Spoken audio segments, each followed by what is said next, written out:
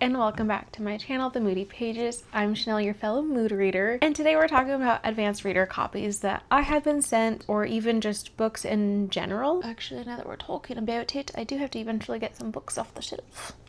I am filming when it's nighttime, so apologies for the shadows. I should have filmed earlier in the day, but it is what it is. And I also have my little co-host here.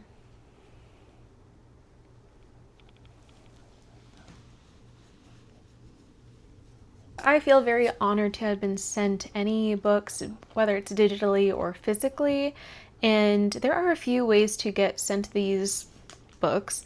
One of them is through MTMC Tours. Go to their Instagram, they're always hosting some type of giveaways within those, so you can try and win the giveaways, or if you're like creating the content, you can sign up to do cover reveals or post about the books in general. So they're a pretty fun and easy company to work with. Very last minute. All at the same time, I will say I have been given a book, but the information that they want you to post about, they didn't send until day of, and they want you to post within a certain time frame. So that was a little stressful, and sometimes it's still pretty last minute, but I do really love that company. I continue to work with them. And then another way is that I am on a few authors' content creation teams or on street teams, which is another way of saying little influencer like, here, read this book, read this book. Let me start off with the book I just finished, which is Just for the Plot by Megan Quinn. So she sent physical and audio and e-copy. This is the ARC copy. Where is it? Right here. I love getting stuff from Megan Quinn. Not only is she just like an icon, her merch is just really fun. Like this came with a t-shirt, and there is a vellum overlay. Let me see if I can start to show.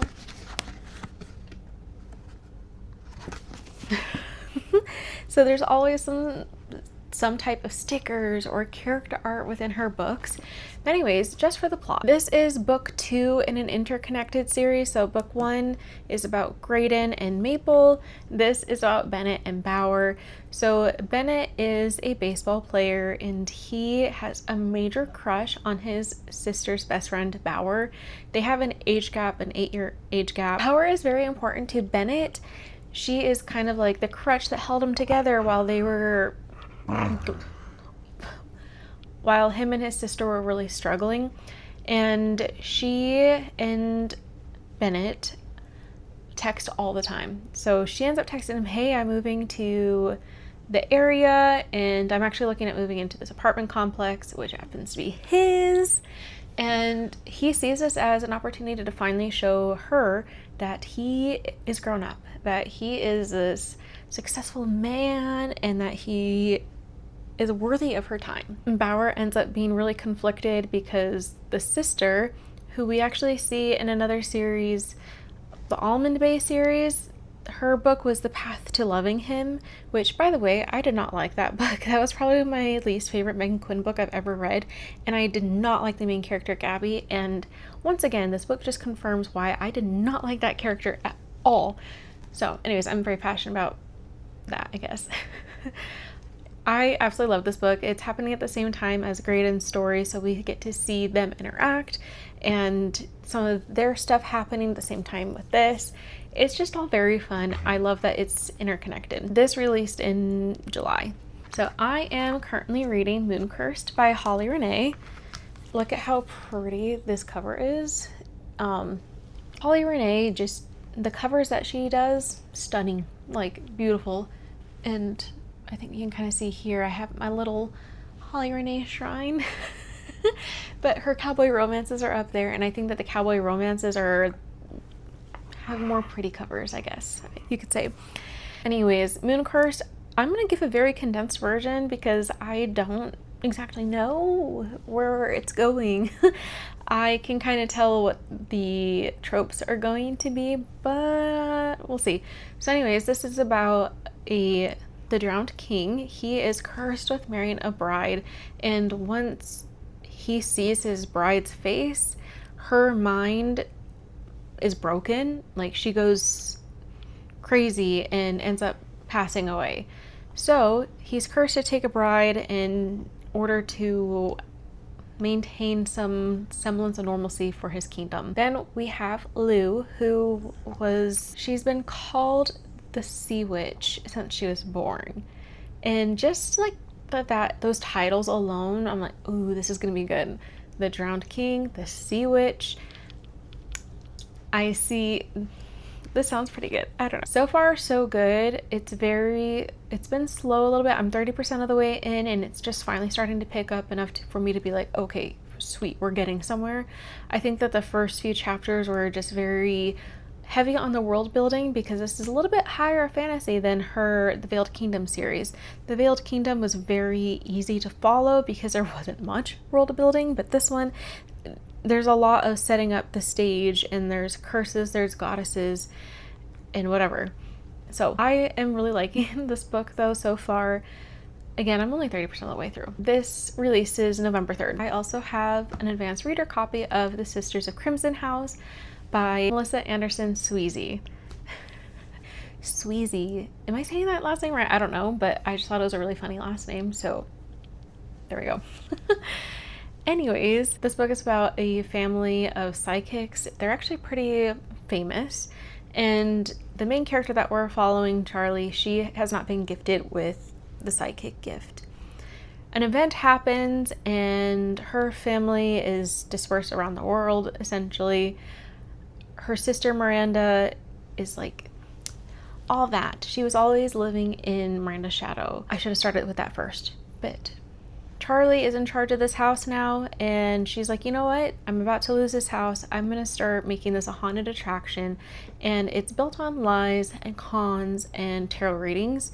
And then all of a sudden her sister shows up after 8 years, and they are uncovering some things that even the psychics couldn't predict. It's a Southern Gothic horror, which I have never read a Southern Gothic horror before, so I'm excited to read. So I was just talking about MTMC tours. I actually had to post about this book on Monday, and it is currently Saturday. I have not started this book, but good thing this is a really short book. It's a novella, but this is a Godfestation by Jindaya Gammon. I hope I'm pronouncing that correctly, but this is an Appalachian folklore horror novella. This girl, Ivy, her dad passed away, and she's kind of like going through the grief. She thinks that she's starting to hallucinate some creatures, but turns out other people are seeing them, and her dad might have been involved somehow with these creatures. So I'm excited to read this. It's really short, so hopefully a very quick read. I believe on Amazon it said it was 120 pages. From what I was looking here, 150, but the font is pretty big, so that's kind of nice. Anyways, by the time this video goes up, this will have released. This comes out August 11th. It is currently August 8th. I also was sent Shine and Shadow by Eva Chase. First off, I about screamed when she messaged me asking if I wanted a copy of this book.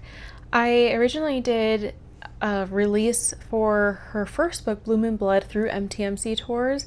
My review on her book is actually one of the most well-performing videos I have on TikTok, and I still get likes on that TikTok, which is crazy to me, but rightfully so, because the book is really good.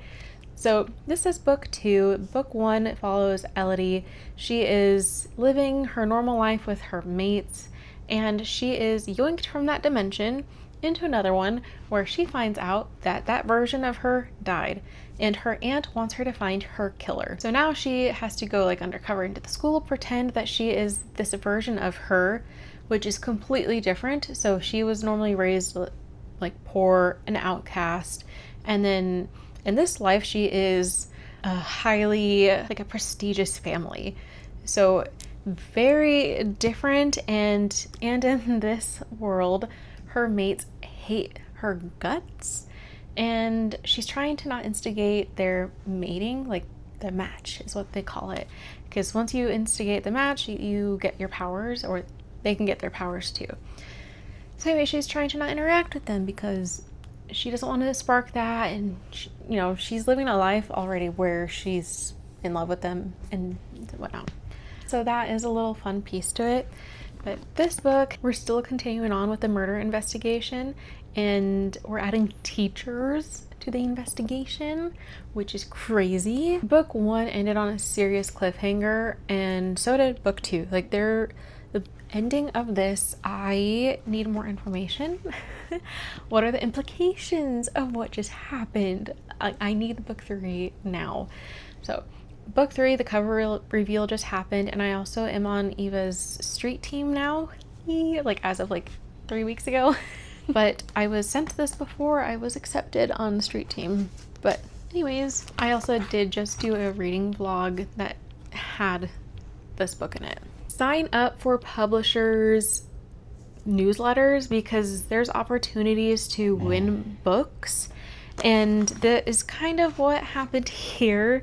So I entered to be a part of this giveaway for 4 books. I did not realize it was in exchange for a review in such a short time period.